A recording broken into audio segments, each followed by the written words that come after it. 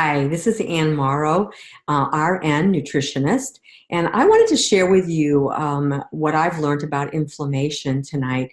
I deal with a lot of people with that issue, so I thought that I would share my screen so you can kind of see what I teach them. So inflammation can be acute or chronic. And we talk about acute, and all of you know what that is because we've all had acute inflammation. If you've had an abrasion, a cut, a splinter, any of those kinds of things, a fracture, even surgery, that's more of an acute situation. The body is going to send its warriors to the site, and that's going to repair the injury, and it'll happen pretty rapidly. Where a chronic situation is, it occurs over long periods of time.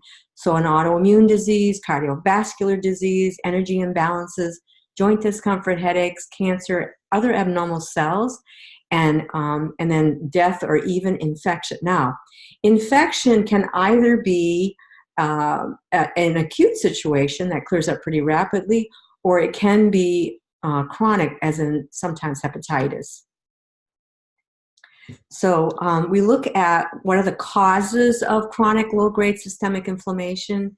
We know that obesity, when you are obese, you carry more fat cells, so you will have more inflammation. Our American diet is very inflammatory, and we'll talk more about that as well. Sedentary lifestyle, so if you're not moving, sitting around a lot, you're going to produce more inflammation. The body's way of protecting itself against inflammation is to have practice, and you do that by exercising. An unbalanced microbiome, decreased immune system, oxidative stress, abnormal blood sugar, a compromised detoxification system, stress can impact this inflammatory process, and a high intake of inflammatory fats. We often call it the silent killer. Most people don't know that it's going on, because it is gradual, and I tell people you grow into symptoms, you get adapted to those symptoms and aren't even noticing it until it happens. And we often hear that it's normal aging, the sore joints, you're achy, and you kind of contribute to, I'm just getting older. Dr. Robert Lustig is an endocrinologist out of California. And in this article from the Huffington Post, he writes about how 68% of the American population is overweight. 68%, big number. A third of the kids are overweight or obese in America. If you're a skinny fat person and you get diagnosed with diabetes, you have twice the risk of death. The reason for that is it goes unnoticed because people think, they're thin. On the other hand, the skinny fat person has a lot of that bad fat internally around the organs, and that can lead to death. Almost 4 out of 10 normal weight kids are pre-diabetic, and only 20% of children in America are healthy. 20%. That's a low number, but when I was working as a school nurse, I saw the numbers rising. 8 out of 10 children of America are overweight and have prediabetes or type 2 diabetes. So what happens to the organs when we are exposed to sugars is that sugars will bond with the proteins that are needed for our organs. Protein's vital for repair, for muscle strength, and when glycation occurs, when that sugar bonds to the protein, it robs the body of the needed proteins. In turn, these damaged proteins attach themselves maybe to a neuron or to a cell wall or an artery wall. And your body responds that something is wrong, and it sends this immune response. If you watch The Bitter Truth About Sugar on YouTube, you'll get the full scope of what Dr. Lustig is talking about. There is a difference between fructose and glucose, and I want to talk about that. Fructose promotes glycation at nearly 7 times the rate of glucose. 7 times more damage with fructose. Fructose metabolism is different. It actually passes through the liver the same way that alcohol does. And that's why we're seeing this rise in alcohol fatty liver disease. Alcohol fatty liver disease is similar to alcohol in that it takes the same pathway. So we have this rise in fatty liver disease. Fructose exposures promotes metabolic syndrome. The intake of fructose increases uric acid levels and gout and high blood pressure. I really like this slide because it clearly shows the differences in what happens with sugar and the addiction to sugar. I often tell people that it's not their fault when they're having trouble giving up sugar and carbohydrates, because there is such a thing as addiction. And if we look here at the slide, you see on the first one, the normal slide, and you see that we have normal dopamine activity there. If you look at the second slide, you'll see that with cocaine, the neurological activity is diminished. So the response is muted, where with the obese individual, you see that the response is even worse. So dopamine levels are even lower. So there's these are brain dopamine responses. Sugar and fructose, because sugar and fructose both cause damage, and inflammation that follows, that they hijack the hormones, and this robs your body of energy. It inhibits the production of chemicals that tells the brain to turn off that hunger sensation. And then you get insulin resistance from that, or you either get hypoglycemia or hyperglycemia. It doesn't matter which you have. Both are indicative that the pancreas is not doing the job well. And you end up when you end up with either hypo or hyperglycemia, both cause inflammation, as when you have hypoglycemia, the pancreas is over-secreting insulin. And when you over-secrete insulin, you end up with a greater inflammation. When you are not secreting enough insulin, the sugar stays in the body, can't enter the cell for use, and so you end up with even greater damage.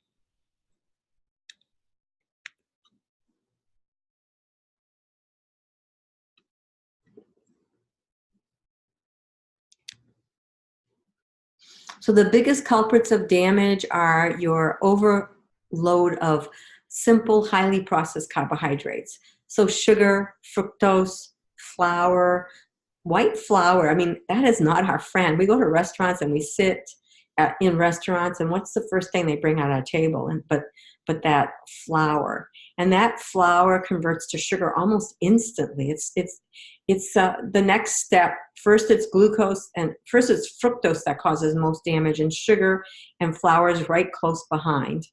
Your vegetable oils like soybean, corn, sunflower, cottonseed, those are found in a lot of our processed foods. So if you go into the grocery store, 75% of what's in the grocery store is packaged, and all of those packaged contain all of those inflammatory fats. So we don't get the essential fats that we need. If you look at this slide, you'll see that we talk about essential fats versus non-essential fats. Your omega-6 fats are highly inflammatory. Your omega-3 fats are anti-inflammatory. And it used to be that the range for healthy essential fats was a 3-to-1 ratio, meaning we had 3 inflammatory fats to 1 anti-inflammatory fat. Today, the ranges can go from 15-to-1, meaning 15 inflammatory fats to 1 anti-inflammatory fat. And in some cases, it's 30-to-1. So omega-6 fats include all your animal protein and all of your processed oils that I talked about. Your omega-3, your essential fats, include your vegetables, your avocado, cold water fish, almonds, olive oil, olives. All of those are important omega-3 fats. Your fish oils, your omega-3, EPA, DHA in particular, is a great fat for brain health. So I like to show this visual about the way that we eat today as Americans. You know, when I was working at the hospital as a nurse, it wasn't uncommon for the physicians to bring in donuts for the nurses. And it wasn't uncommon for me to watch the nurses come in with their cup of coffee, loaded with sugar and creamer that was a sweetened creamer. And then they would have the donut. And about, you know, an hour to an hour and a half later, after eating, you know, their blood sugar would skyrocket. The body would oversecrete insulin, and down that blood sugar would drop. They'd feel tired. They'd have cravings. They then would have a candy bar that was usually on the counter in the nurse's station. Oversecretion of insulin again, then bang, the feeling tired and craving again.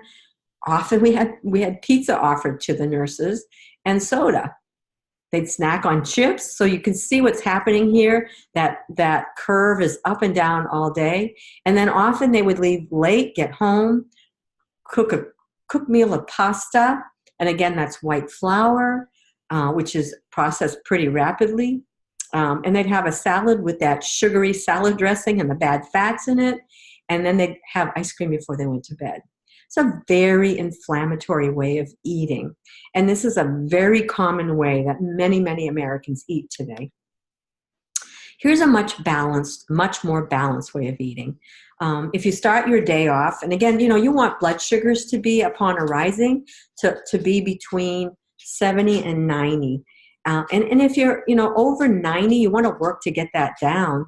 So if you get up in the morning and you have 2 eggs, again, from a pasture-raised animal, uncured bacon, nitrite-free, avocados, vegetables, and almonds for a snack later, chicken with chicken breast and salad with a great dressing with an avocado oil in it, whole grain with hummus. You're balancing carbs here and protein all day and good fats, and that's a very anti-inflammatory way of eating.